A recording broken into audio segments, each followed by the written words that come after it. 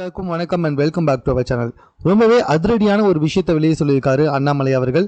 அவர்கிட்ட வந்துட்டு ப்ரெஸ்ல இருக்க எல்லாருமே வந்துட்டு மைக்கை நீட்டி ஒரு சில விஷயங்களை கேள்வியை கேட்கும்பொழுது, நான் இப்போ ஒரு தனி ஆள், நான் யாருக்குமே வேலை செய்யல, நான் தனியாக தான் இருக்கேன் அப்படின்ற மாதிரி வந்துட்டு ஒரு மிகப்பெரிய விஷயத்த சொல்லியிருக்காரு அண்ணாமலை அவர்கள். ஒரு காலகட்டத்தில் வந்துட்டு தமிழக பிஜேபியின் தலைவராக, மாநில தலைவராக இருந்த அண்ணாமலை அவர்கள் அந்த பதவியிலிருந்து இறக்கப்பட்டார். ஒப்புனா ஒரு பதவியை கொடுத்து ஓரமாக உட்கார வச்சுட்டு இருந்தாங்க.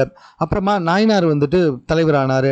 ஸோ அவர் வந்துட்டு இப்போ என்ன சொல்லியிருக்காரு அப்படின்னு சொல்லி பார்த்தீங்கன்னா, என்னை விட அண்ணாமலைக்கு தான் அதிகமான பெரும் புகழும் இருக்குது, அதனால் வந்துட்டு பிஜேபியோட கூட்டங்களுக்கு அவரை வருவதை அவாய்ட் பண்ண வச்சுருங்க அப்படின்ற மாதிரி சொல்லியிருக்காரு போல. ஸோ இதனால் பயங்கரமாக கடுப்பாக்கியிருக்காரு அண்ணாமலை. ஸோ சமீபத்தில் வந்துட்டு தமிழகத்தில் நிறைய பிரச்சனைகள் நடந்திருக்கு. இது சம்மந்தமாக ப்ரெஸ் எல்லாமே போயிட்டு அண்ணாமலை கிட்ட வந்துட்டு கொஸ்டின் கேட்டாங்க.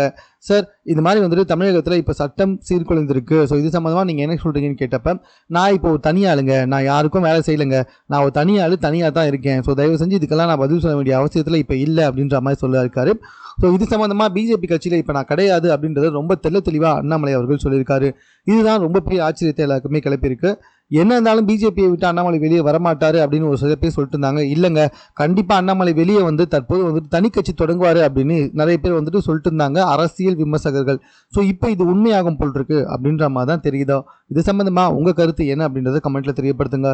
மேலும் இது போன்ற செய்திகளை உடனுக்குடன் தெரிந்து கொள்வதற்கு நம்ம சென்னை சேனலை சப்ஸ்கிரைப் பண்ணுங்க.